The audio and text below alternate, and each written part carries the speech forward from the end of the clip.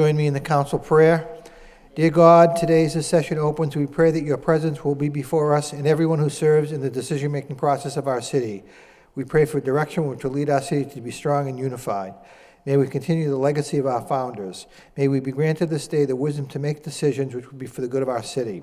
We also pray for your special blessing on all those who are working to transform our city and make it a better place to live and work. Amen. Please join me now in honoring America on Pearl Harbor Day. I pledge allegiance to the flag of the United States of America and to the republic for which it stands, one nation, under God, indivisible, with liberty and justice for all. Thank you. And again, good evening. Mr. Clerk, please call the roll. Councilor Mendonça. Here. Councilor Mercia. Here. Here. Councilor Murphy. Here. Councilor Broderick. Here. Here. Councilor Dakota. Here. Councilor Elliott. Here. Councilor Martin. Here. 9 present. Thank you. Moving on to the agenda. First item would be the acceptance of the minutes of the November 30th City Council meeting. Motion by Councilor Elliott, second by Councilor Mendonça, that we accept the minutes and place on file.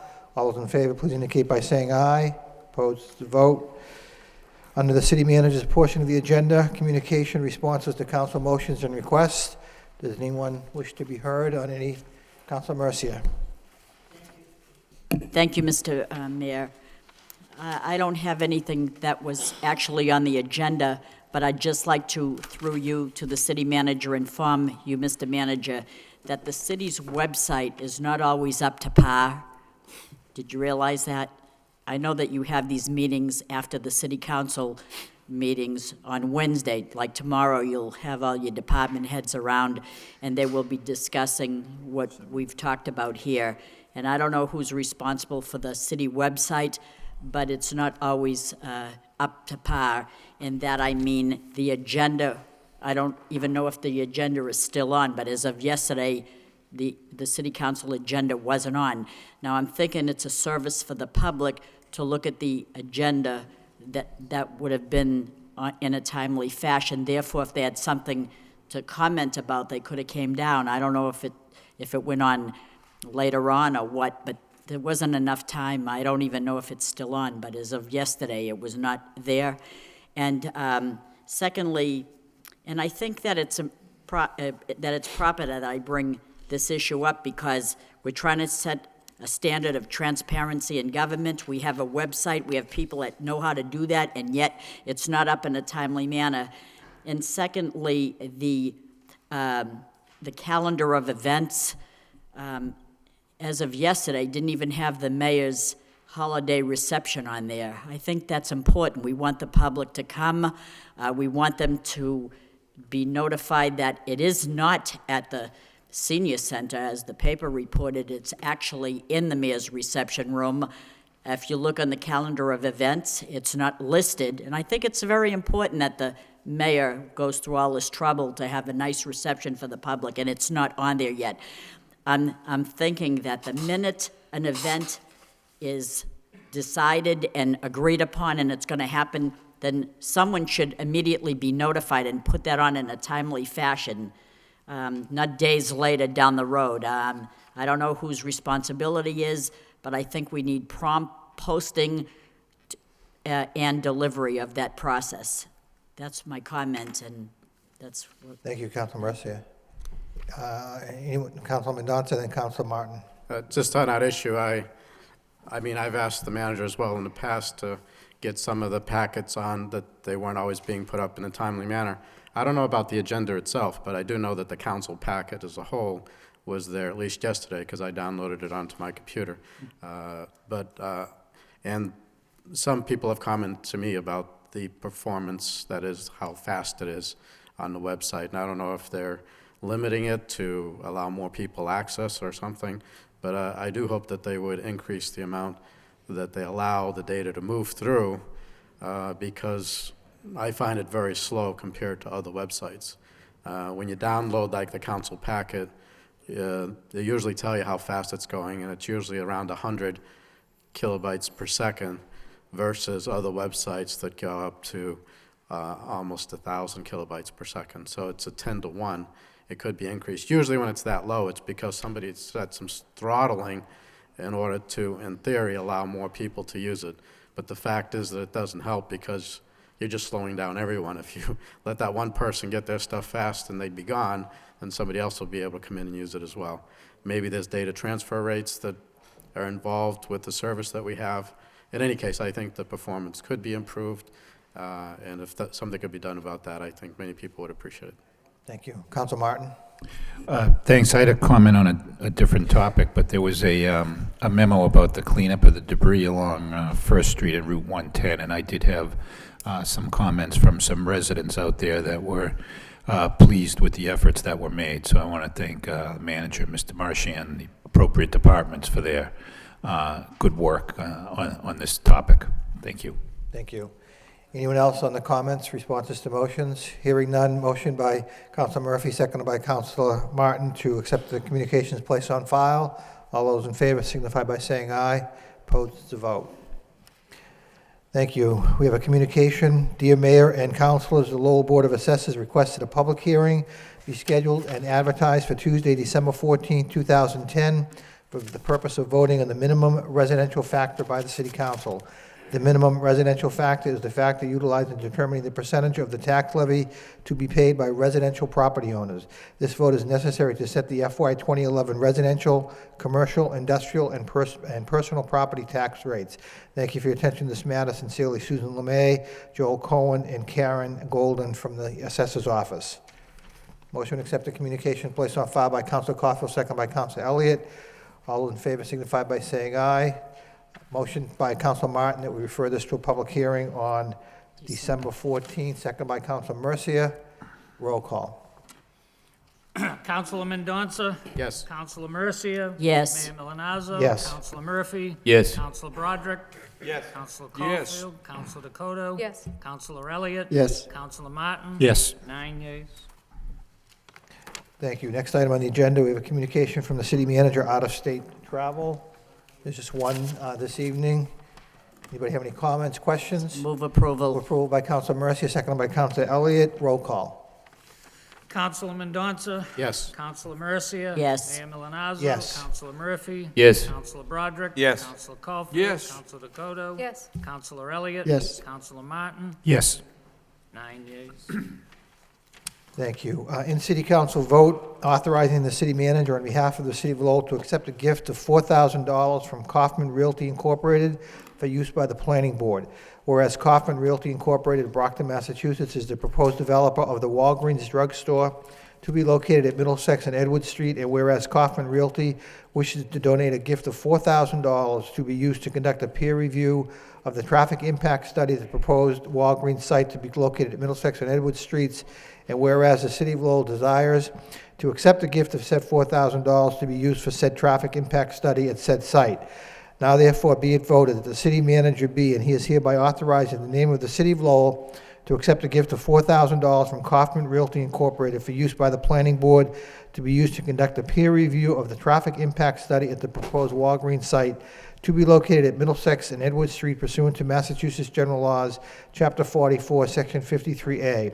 Be it further voted that we, the members of the council, the City Council of the City of Lowell, jointly and severally, do hereby commend and officially extend the gratitude of the City Council to Kaufman Realty Incorporated for their generosity displayed through the donation of the aforesaid $4,000 to the City of Lowell.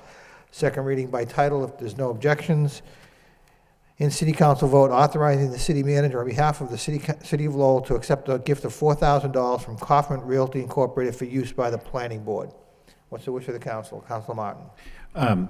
Thank you, Mr. Mayor. I don't want to be a stickler on terminology, but Councilor Broderick brought this up at the time. The petition was filed about this being termed a gift, and I kind of agree with the comments that he made then. I think, and I understand we probably don't do this very often, and if it was just a mistake in terminology, that's fine, but I really don't think, if the planning board has the authority to require a payment for a peer review, then they should order the payment.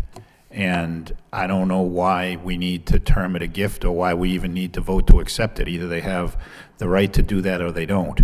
And if they do have the right to do it, they should just do it. And if they don't have the right to do it, then I think taking money, taints the appearance of objectivity here. So I don't want to dwell on, picayune details about what these things are called, but if, does the planning board have the authority to do this or not? Do we know? Madam Solicitor?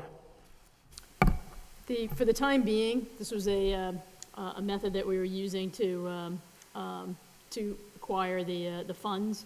I feel actually the same way you do, but we're currently looking at whether or not any additional legislative statutes have to be adopted in order to then authorize, because clearly planning boards and other boards throughout the state have the authority to do that. If there's some housekeeping matters that need to be finalized, we're in the process of looking at that now, but in the meantime, in an effort to push this forward, we decided to go forward with this language. Okay, all right, thank you. Council Caulfield? Thank you, Mr. Mayor. Everyone knows that I did not support the construction of the Walgreens drugstore at that location. It's going to be a nightmare with the traffic, 30,000 cars a day, $4,000, no matter if it's a gift or whether it's presented to the planning department, wouldn't be even enough to scratch the surface of a traffic study in that neighborhood. That neighborhood is inundated with cars now and vehicles. So, I'm going to hold my nose and vote for this because I don't want to see the city lose the $4,000. But this is really a slap in the face. Here's Coffin Realty coming in here, jamming a 15,000 square foot facility at the corner of the Rourke Bridge, and then they're going to give you a $4,000 to take a study which should have been done before a vote was taken for that drugstore. Council Broderick? Thank you, Mr. Mayor. I understand Councilor Caulfield's sentiments on the project, and I did voice the same concerns that Councilor Martin just did. At the last meeting, this came up, and it should be clear for folks that this is not a $4,000 gift for the city to just use and spend. It really is for a peer review, not for a traffic study, but for a peer review of a traffic study. It's for the city to protect its interest and have an outside objective firm take a look at the study that was done. We have a traffic department. We've heard their opinion. This is the next step. It's to protect as best we can the city. That's what this is for. To call it a gift bothers me as well, but that's something I think we're going to deal with hopefully on the council floor in the near future, and going forward it will be just part of a fee as it is in other cities and towns. Thank you. Thank you. Council Mercier? Thank you, Mr. Mayor, and I'm not wanting to be repetitive, but I had doubts about accepting this as a gift when it's probably, I know they're doing it out of the kindness of their heart, but if it's something that, if it could be a fee or some other way to do this, because in essence, it could be a gift, but it's kind of like this is a requirement that the city would have to pay, but we're in, I don't know, it's kind of confusing, but I kind of agree with that too, and I will support it, but it isn't that they're looking at a traffic study that was never done. The traffic study was done. It's a peer review of the traffic study, so it's not like they're doing something after the fact. They get an independent person coming and looking at it, and that requires money, and the person is paying that where the city really is short of funds, and it should be changed somehow. Thank you. Thank you. What's the wish of Councilor Elliott? Thank you, Mayor. Just briefly, I guess my concern is whether we have someone outside or inside looking at the same data that the developer is proposing. Seems to me they'll probably come back with similar results. I mean, data is data is data, in my opinion, and there's 30,000 cars that clog that section of the city each day, so I won't be surprised if the results come back to a similar nature. So I agree with my colleagues that accepting a gift or not, I think Councilor Martin's right. If we can order them to do that, we should, which I think was the the intent of sending it back to the planning board way back when, do a little bit more independent analysis. I actually thought there was going to be an independent study, not just a peer review of the existing data. So it seems like the whole system seems to be a little bit flawed, but thank you. Thank you. What's the wish of the council? Move approval by Council Broderick, second by Council Mercia. Any other discussion? Roll call. Councilor Mendonça? Yes. Councilor Mercia? Yes. Mayor Milonazo? Yes. Councilor Murphy? Yes. Councilor Broderick? Yes. Councilor Caulfield? Yes. Councilor Dakota? Yes. Councilor Elliott? No. Councilor Martin? Yes. 8 yeas, 1 nay. Next item, vote in City Council order, transfer from the sale of property fund to a new capital fund to cover costs to address potential environmental issues. Ordered by the City Council of the City of Lowell as follows, that the amount of $150,000 be transferred from sale of property fund, account number 1701, to new capital fund, account number 4506. Order recommended and introduced by Bernard F. Lynch, City Manager. Second reading by title, vote in City Council order, transfer from the sale of property fund to a new capital fund to cover costs to address potential environmental issues. Councilor Mercia. Thank you, Mr. Mayor. I thought that money from the sale of property that was put in a fund was specifically held to rehab foreclosed property to make homes compliant for resale. I thought is this another type of fund? I don't, Mr. Manager? No, this is it by state law requires that the sale of property, the proceeds from the sale of property go into a special account that can then be used for a variety of purposes. It certainly isn't limited to that. If you look back, we've used the sale of property funds for a variety of purposes. This is this money is being, as the council knows, we're involved in a matter right now with the Grand Manor condominiums. This is the money, we've completed the first phase of the analysis. We're now into the second phase of analysis that needs to take place there to comply with the Department of Environmental Protection regulations here in the Commonwealth. And so this is money that is being set aside for that purpose. well, if I can add further, the subcommittee meeting that was on foreclosed properties, not this week, but last week, and we sat over here and we talked about it. I thought the sale of properties went to, in a special fund for foreclosures to rehab for resale. No. Well, where does that money come from then? Mr. Bakey? There are two revolving funds The that may be, registration. one of which may be the one you're thinking of, Counselor. The first is that the funds that the city collects in terms of rents and similar payments from tax title properties goes into a revolving fund that is used for the management of those tax title properties, including So that's a separate fund? including Okay. appraisals. That's separate from the sale. Separate from this one? The other thing we discussed at the subcommittee meeting the other week is that there's another revolving fund that the proceeds from the registration of vacant and That's right. foreclosed properties, as well as any fines associated with implementing that ordinance, those funds go into a revolving fund that can be used for the board up and securing of vacant properties in the neighborhoods. But neither of those is the sale of property money that we're Okay. now talking about this evening. So in this particular issue with the sale of property being $150,000, was that a number of properties?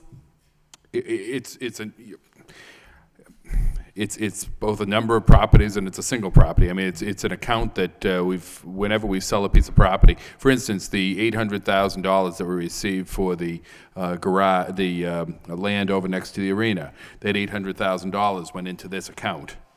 We're still waiting, well, actually $550,000 went in. We're waiting on another $250,000 to come to us from the university. But that money went into this account. We took some money out to do the garage over on Arch Street.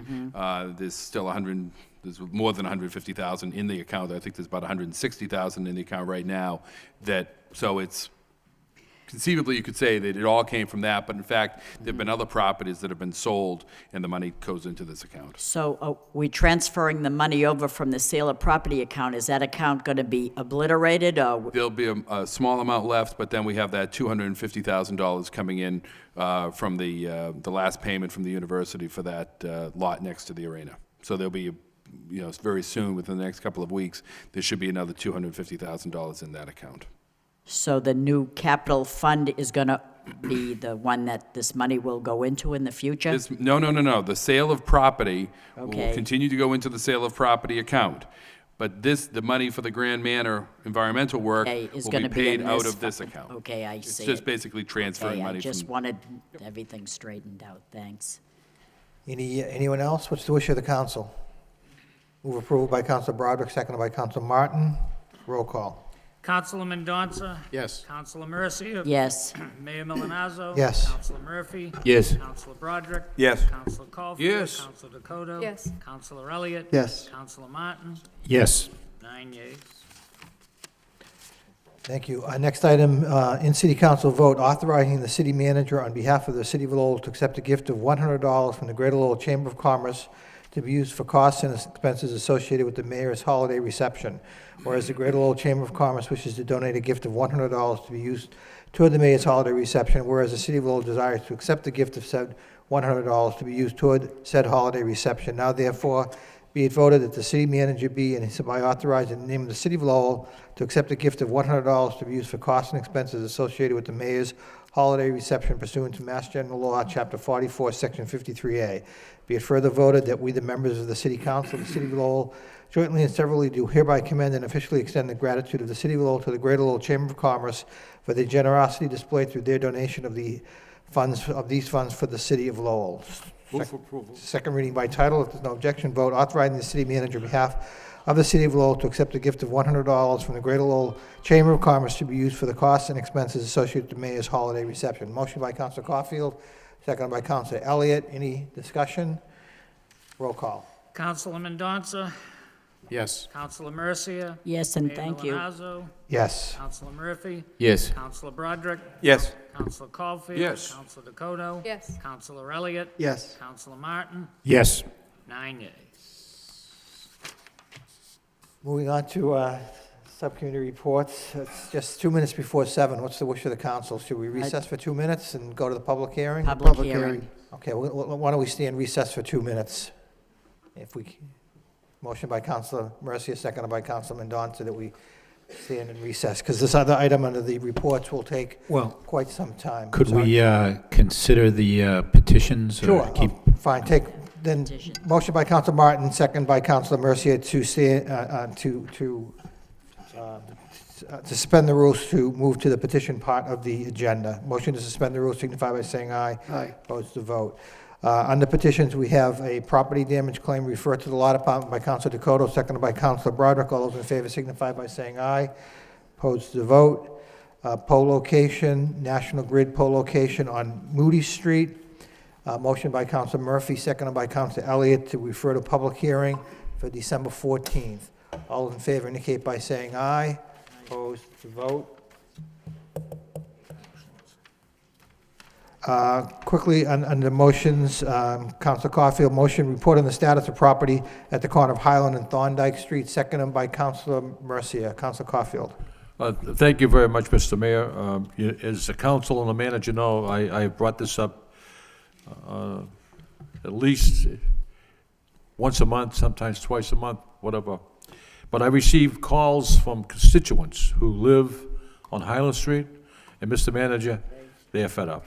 And I filed the motion because they asked me to. And here to speak on the motion, there's a couple people who registered to speak, Mary O'Connor, Gilbert Thompson, and there's another gentleman. But they live right there, and they're totally disgusted with that appearance. For 2 years now, that's looked that way. And Mr. Mayor, if you entertain these people? Yes, please come forward to speak on the motion. Who would like to come forward? Name and address, please. Yes. I'm Mary O'Connor, and I'm one of the abutters on Highland Street. and I'm one of the people that you've been talking about that's been bothering people from here, there, and everywhere. Can you hear me? Okay. I also have two other abutters with me that are on the other side on Thorndike Street. And when we say there's a lot to like about Lowell, this isn't one of the things that people should say. It's a wonderful city to come to. This is at the gateway where people come and go on 3A Thorndike Street. They come right off the connector, they see Lowell Pride, we have it, and all this sort of thing. And then they run into this broken down house that's missing one layer on top. It's been like this for almost 2 years, and doesn't seem to be any action. There will be somebody who'll come and do something, and then everything shuts down. And right now, we're wondering whether or not the building is going to survive, say nothing of the neighbors. And it really doesn't do anything to enhance the neighborhood. If you've noticed it, many people have talked about it, and with good cause. So we're wondering if anything can be done, if we can speed up the whole process. They say there's a lot of paperwork, and we can understand that. We don't know all the ins and outs. And right now, we're just at a standstill. And we hope that there'll be somebody in the group who'll be able to help us resolve this problem. Okay? Thank you. Thank you. Same kitty, different Canada. I live in 214 Thorndike, okay? It's one of the 3 buildings in the corner. Where the fire was here, I live in this one, she lives in the other one. So we're 1, 2, 3 of the whole situation up there. That building, the way it stands right now, I get the keys for it in my pocket. I'm the only one that has them. The big white house. That building right now is very, very close to collapsing. And I'm not lying. You go in there, go up through the attic, go down through the cellar. I go in 2 or 3 times a week because I take care of it for the guy that owns it. Walking through. It's just blocked up.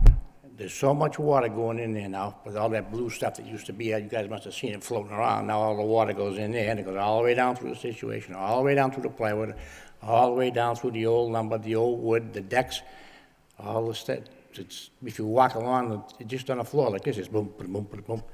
That thing is going to have a catastrophe, and it's not going to be next year. It's going to happen.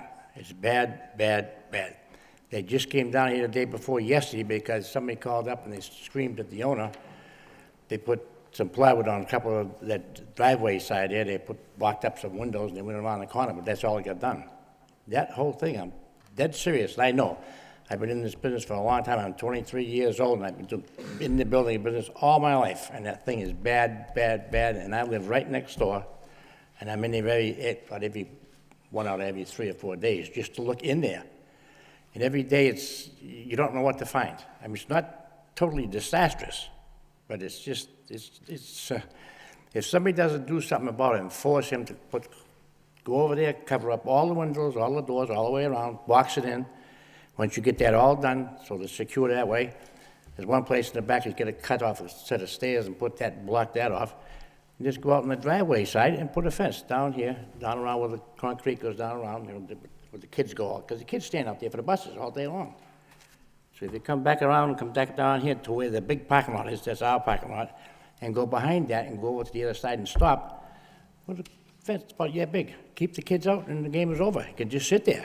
Then it's somebody else's game. And that's all I can say, but I'm telling the truth. And I know, because I know. I've been doing this for a long, long, long time. Probably, I won't tell you how many years, I won't tell you how old I am. But I'm dead serious. Sir, before you step away, can we have your name, please? Huh? Your name, please? My name is Carl Thompson. Oh, again? My name is Carl Thompson. Thank you, Mr. Thompson. Okay. Thank you. Thank you. Thank you for being here. I think. I'm not sure. I think you know anyway, so I think a lot of people around here know. But I'm dead serious. I'm only down here just to try to get the point across that this thing is something has to happen over there. She's got a mammoth tree out there. You guys must have seen it. All the roots from that tree is coming across where the driveway is up there. It's all now it's going underneath that house, the White House up there. Somebody's just got to walk there and say, look it, fix it, tie it, burn it, knock it down, but do something. It's bad. Thank you. I don't know. Yes, sir. Name and address, please. Yeah, my name is Keith Morgan. I live at 214 Thorndike Street, unit number 6. I'm one of the abutters. I'm also a trustee of the association, as was Mr. Thompson. And basically, I'm here not just to echo Mr. Thompson's sentiments and Mary O'Connor's, but also to just remind people that we are in a heavily trafficked neighborhood. There are school buses that come in, and the concern that I have personally is there are a lot of children that hang out within 20 feet of that building. They are, in fact, going on the porch in rain, et cetera. So that's our concern. We just want to make sure that the building is secure at this point, fully understanding that, essentially the building process is out of our hands as abutters. We just wanted to make the council members aware of the situation over there. Thank you. Thank you. Council Caulfield? Yes. Thank you, Mr. Mayor. I think we've all driven by that piece of property numerous times, and the blue tarpaulin doesn't exist anymore. And if the building is as bad as Mr. Thompson says it is, Mr. Manager, could you have the building department go up and check it out to see if it's structurally sound? And I understand the owner has gone before the planning board, whatever it might be, and he's looking to have 6 condos there. And the planning board, I think, said 5, and he's appealing it.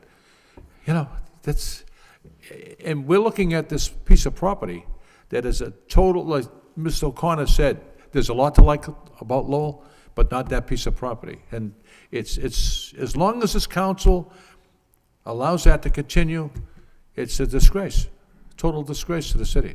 Thank you. Before the manager, Council Martin. Well, I wasn't aware of that, that there's an appeal pending.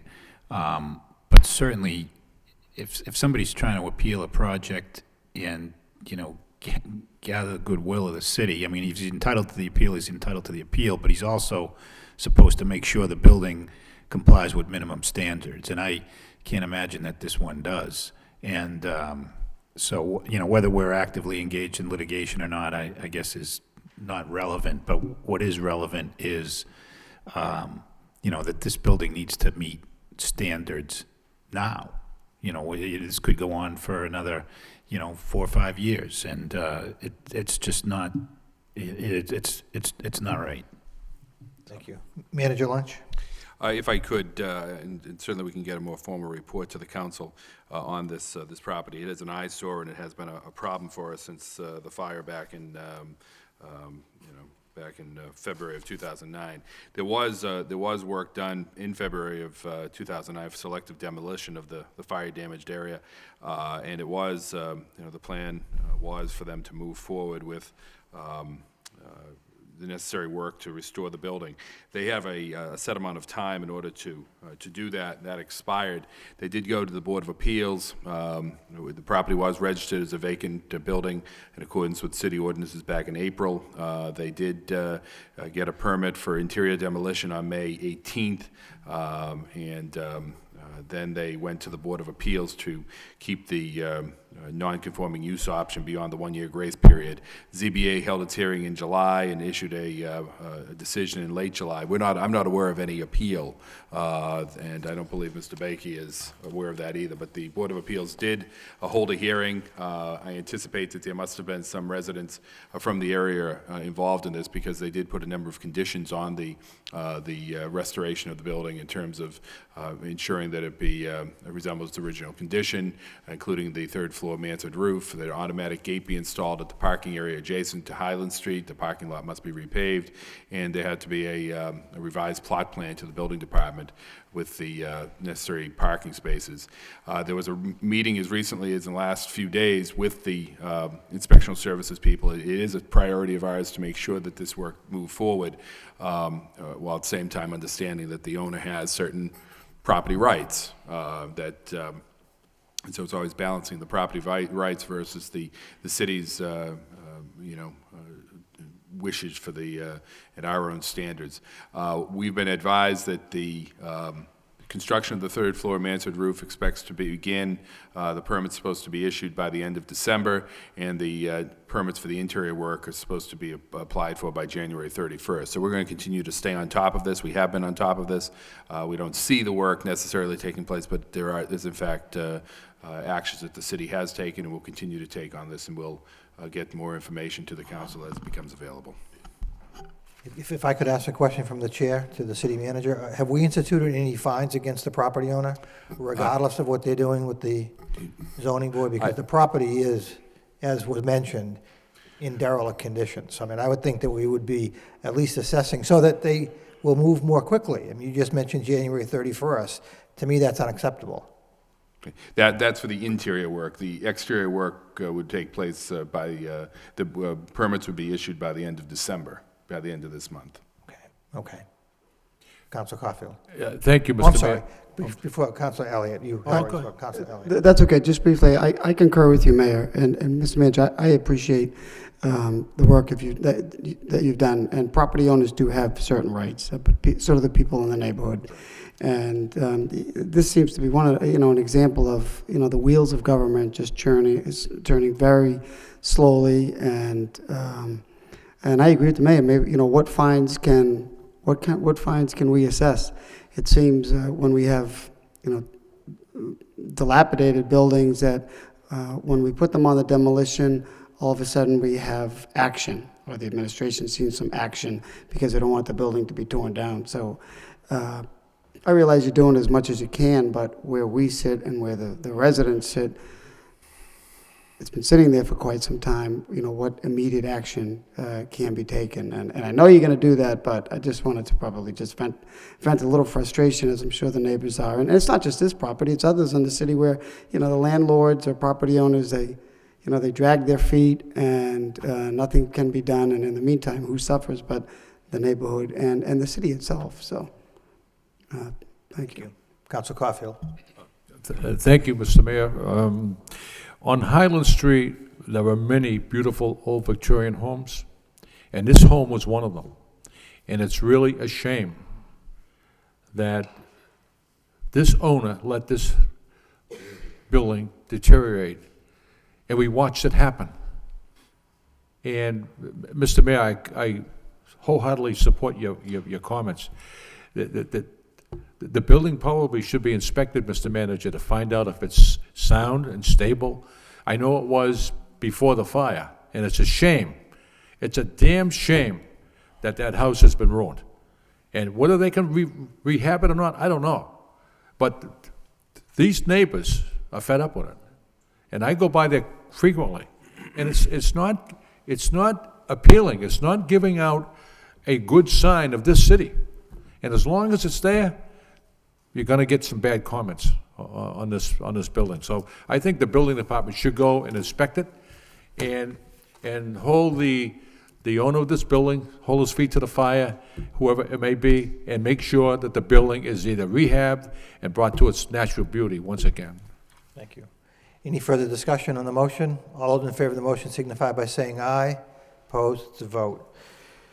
Moving back to the agenda, public hearing time.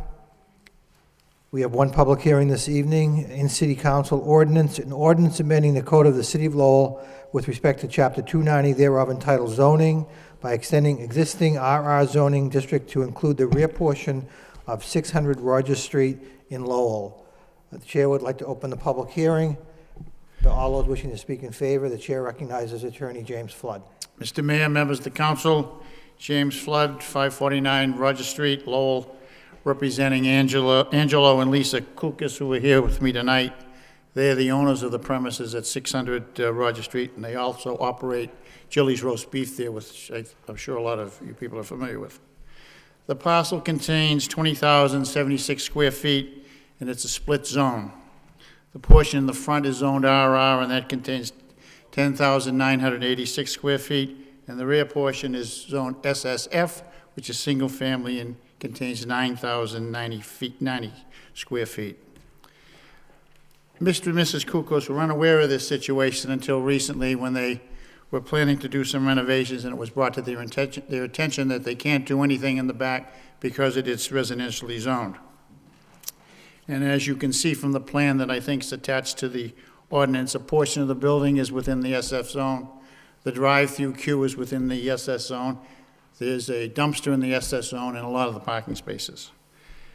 I have reviewed the records in the assessor's office, and this property has always been taxed as a retail operation. So what we're asking is to extend the RR zone up to the back of the lot, which has always been used as commercial property. I've also reviewed the records at the building department, and the history of the property is in 1962, the original Lefty's Restaurant was located on that site. In 1972, Lowell Bank and Trust came in and operated a bank at that site. 1970, Jacktopia opened Jack's Hot Dog stand at that site. And in 1992, Jilly's was opened by the Coquinas family, and these people purchased it in 1998, and they've been operating it since. So I'm familiar with the neighborhood.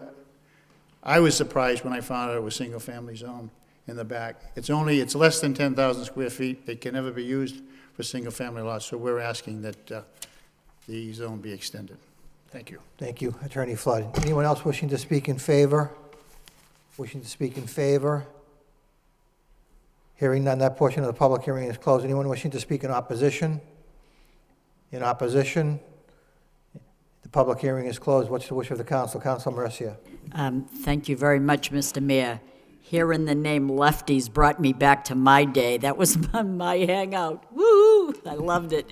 But anyways, I just for the record want to say that I received numerous calls from people in support of this happening, and one specifically, before I left this evening, was Fred Simon, who said he'd be here, but he's involved with the Salvation Army Radiothon, and some people were coming over to his home to make a donation, and he couldn't get away to come here. So for the record, I'd say that Fred Simon is supporting this, as well as I think this is a good idea. You know, people have been in this city through thick and thin and hard times and good times and remained here. It's only right that we approve it, so thank you. Thank you. Councilor Broderick, then Councilor Elliott. Thank you. It seems to be a fair thing to do, and I don't see any complaints from any of the abutters. This was advertised, so I don't have a problem with it. Thank you. Councilor Elliott. Oh, I'm sorry. Just for the record, I just wanted to let you know we did speak to the abutter behind, and there's no problem there. Thank you, Attorney Flood. Councilor Elliott, then Councilor Mendonça. Yeah, no, I agree. I was going to, there's been no complaints. It's been used for that purpose, so I was going to make a motion to approve. Motion by Councilor Elliott, second by Councilor Mercia. Before we take a vote, Councilor Mendonça. Yeah, I was just going to state that driving by there, anybody would have thought that it was for retail use. It's a parking lot for the restaurant, and always has been. So I was actually surprised to find out that it was split zoned, and it seems odd that any lot would be split zoned unless it's like an acre plus or so. So I'm inclined to support it so that it'll be used for what everyone would think was its intended purpose. Thank you. Anyone else on the motion? Roll call. Councilor Mendonça?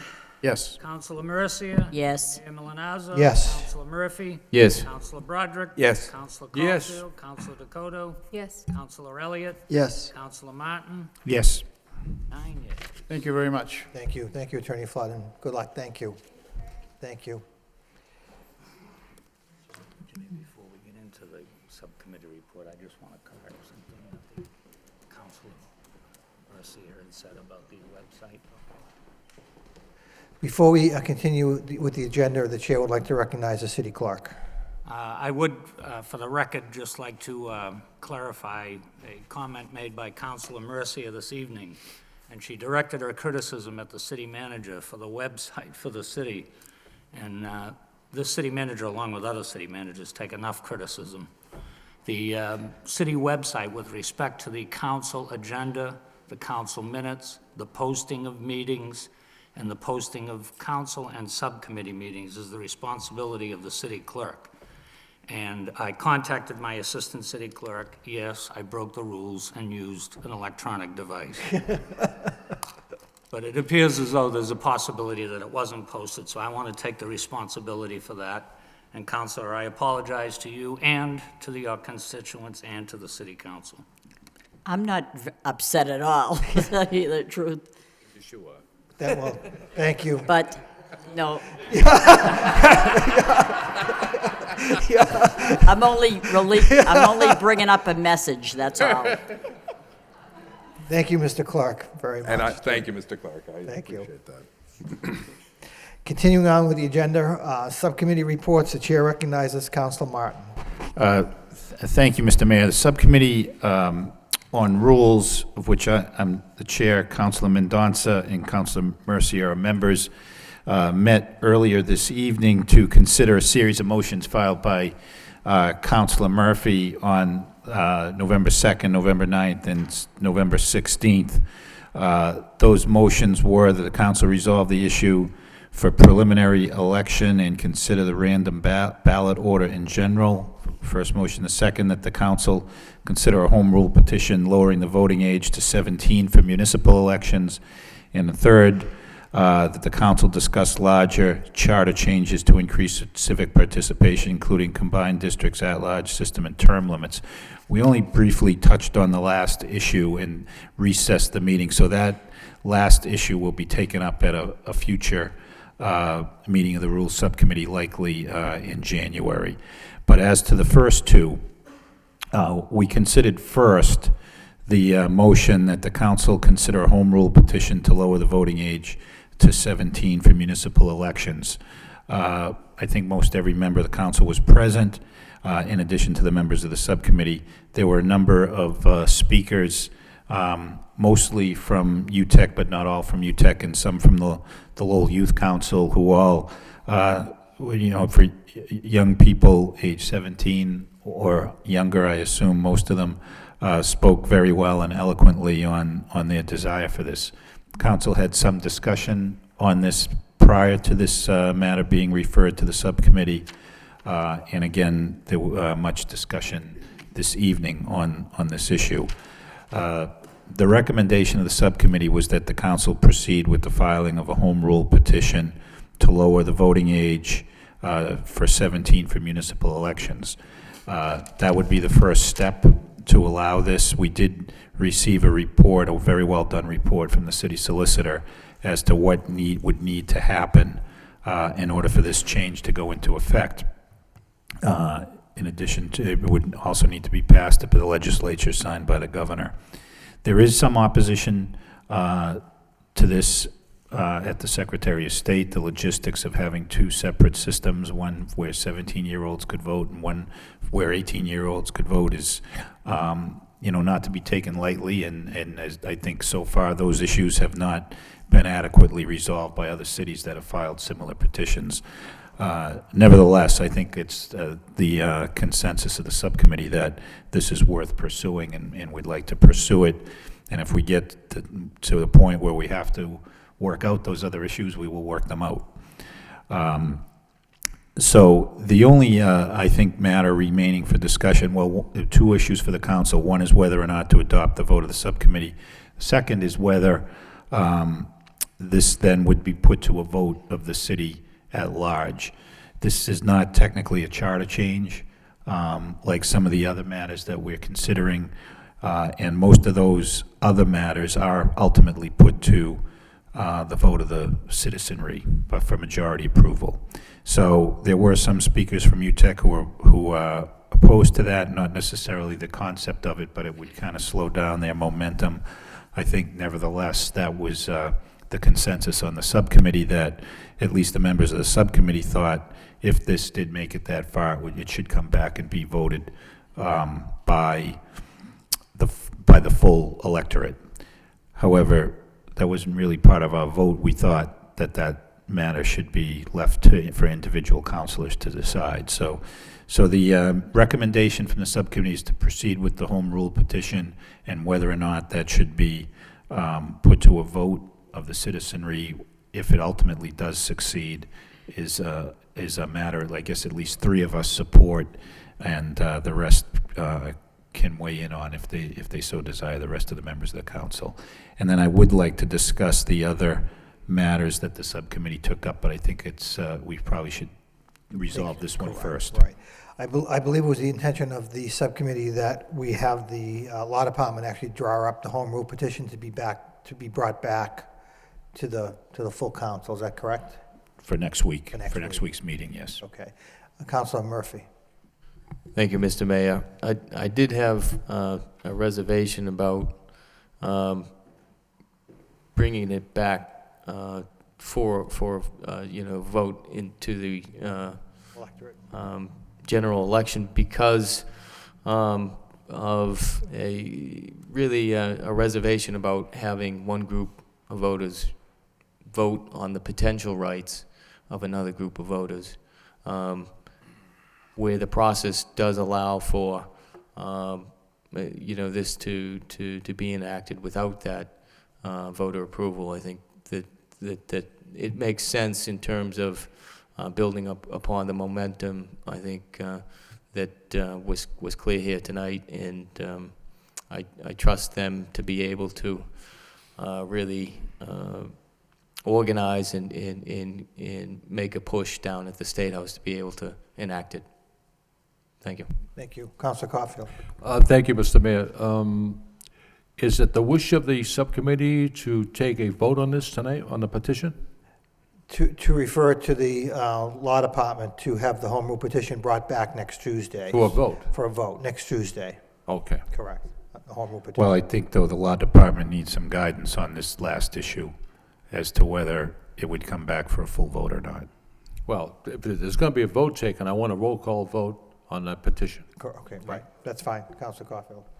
So before us, Councilor Mendoza, as a member of the subcommittee. Yeah, I mean, no matter how we do this, it's one group of voters deciding for another group of voters, whether it's 9 members here on the city council or whether it's the state legislature, whoever. So I think it's a significant enough change that I would feel more comfortable if the electorate in Lowell made that decision rather than the city council. So my preference would be that it include the language that it would ask to be accepted by the voters of Lowell. Thank you. And Councilor I Mercia. concur with that Okay. message as I'll well. put that in the form of a motion, that be included in the subcommittee's report, seconded by Councilor Mercia. So what we have before us then is the report of the subcommittee to refer to the law department to draw up a home rule petition, which will include language that the approval from the legislature go back to the general population to be voted on. Any further discussion? No. Roll call. Councilor Mendoza? Yes. Councilor Mercia? Yes. Mayor Milanazzo? Yes. Councilor Murphy? No. Councilor Broderick? Yes. Councilor Caulfield? Councilor Dakota? Yes. Councilor Elliott? Yes. Councilor Martin? Yes. Motion passes 7 Thank you. yeas, 2 Chair recognizes Councilor Martin. The other two items that the subcommittee considered were the issue of the number of candidates required for a preliminary election. That has been at double the number of council plus one, double the number of the school committee plus one, double the number of the regional school committee plus one. So in the past, people may remember we've petitioned the legislature to do away with the preliminary election when there's only been 19 candidates or 20 candidates, and so we considered whether it would be appropriate to raise that number.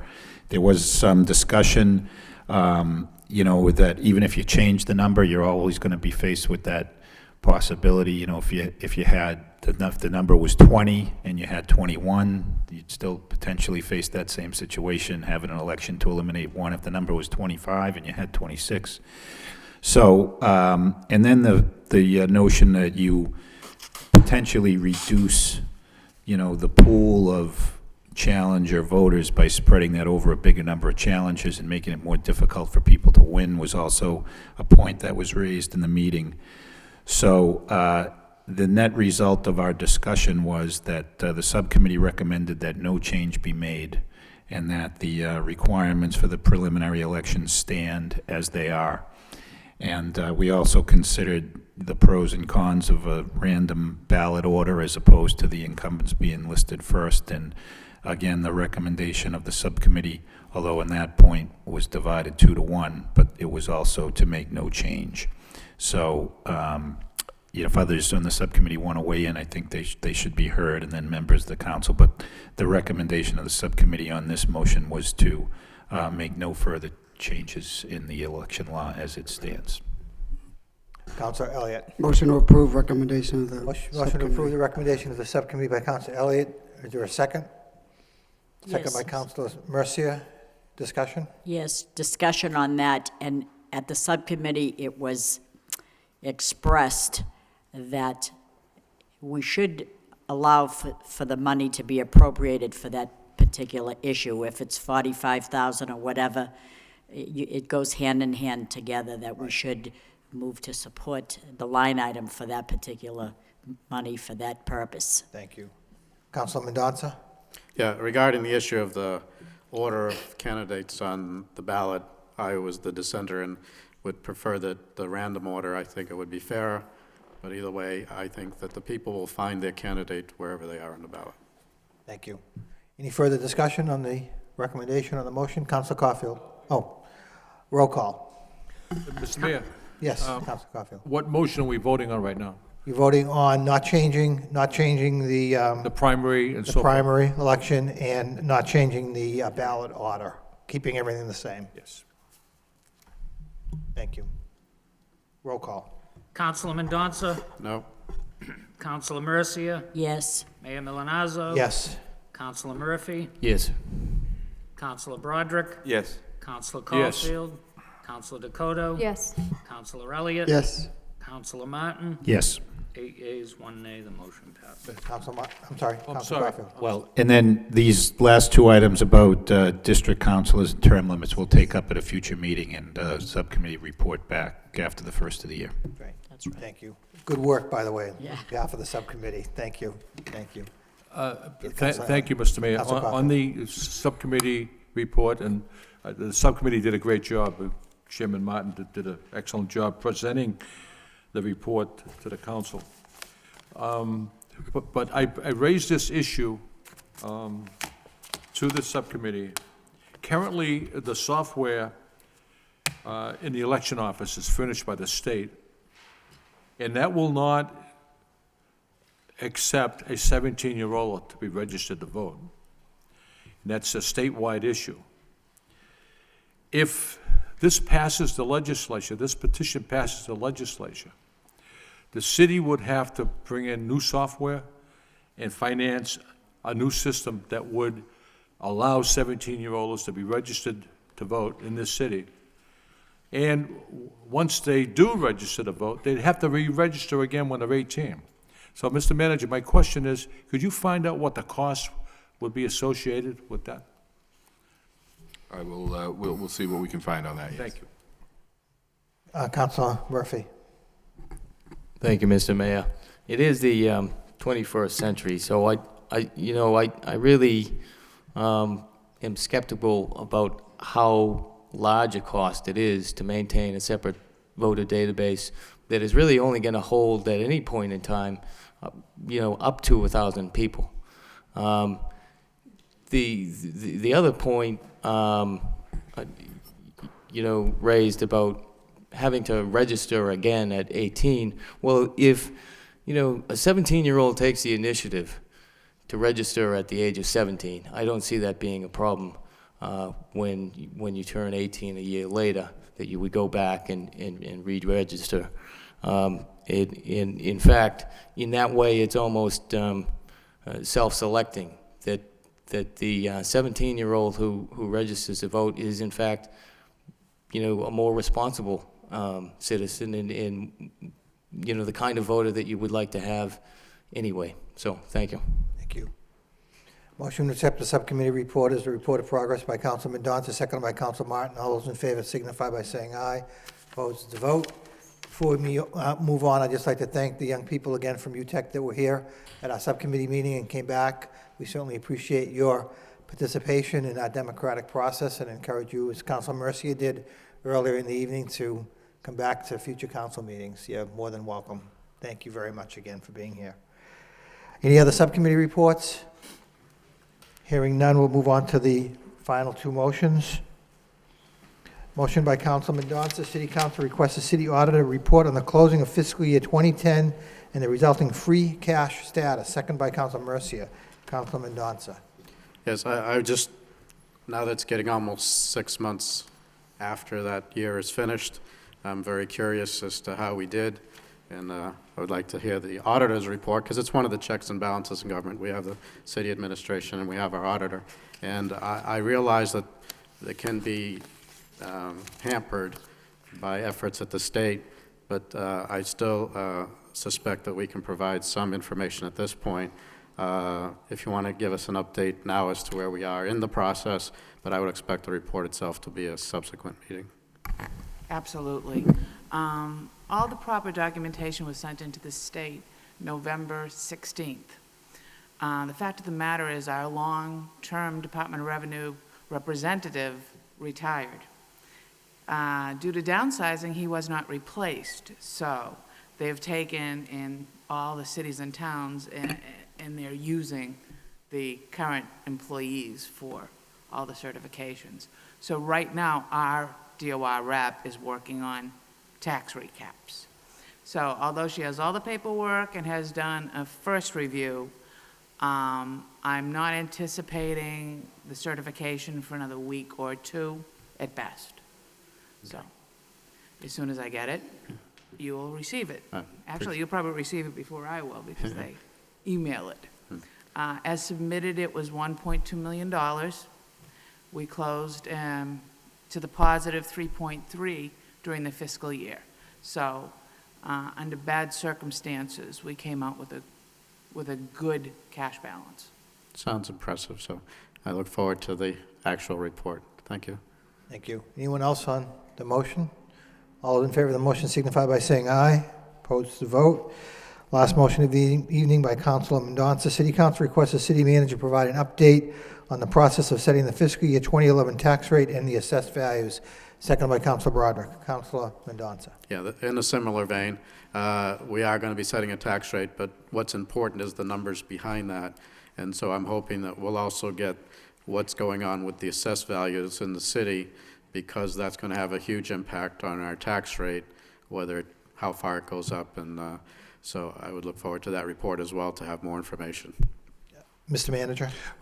Councilor, as you know, on the agenda for tonight, we had the setting of the classification hearing for next week, and at which time all of those numbers will be made available. We're waiting for some of the final, like the auditor, we're waiting for some final calculations from the state, but in fact, many communities are moving forward with the classification hearings without getting the necessary value approvals from the Department of Revenue, but we'll have all of those numbers for you next week, and as well as an explanation of the whole process. But as far as the taxes go, just in a general sense, as you know, we limit our how much we go up each year to a certain amount in accordance with Proposition 2.5, even though we're roughly $5 million below the levy limit. The big question is always what the shifts are going to be in the values in the residential and the commercial sectors, and how it's all sort of distributed out. It was a reval year this year, so we will have quite a bit of new information, but we'll have all that information for you next week. Yeah, I mean, I'm cognizant of the fact that as the property values decrease, the tax rate will go up, even though it doesn't really cost people to pay more for that factor. I mean, we are going up about 2.5 to 2.75%, right, because we need that in order to keep the operations of the city going.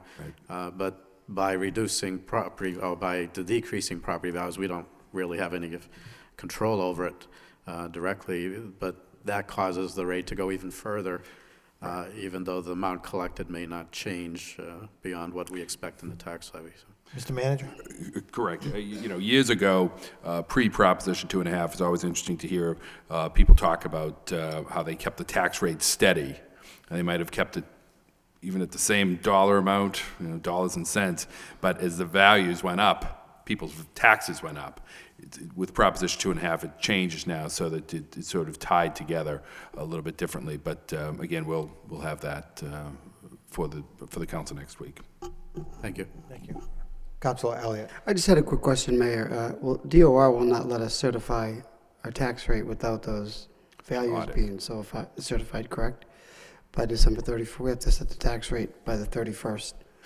Right, and that'll, well, the tax rate is effectively already set by the budget. Right. By the recap. They'll certify the recap and they'll certify the values. The vote of the council next week will be the split between the commercial and residential sectors. So has Department of Revenue certified all of our values? They have. Okay. Department of Revenue has certified values, but not the new growth yet. Okay. Thank you.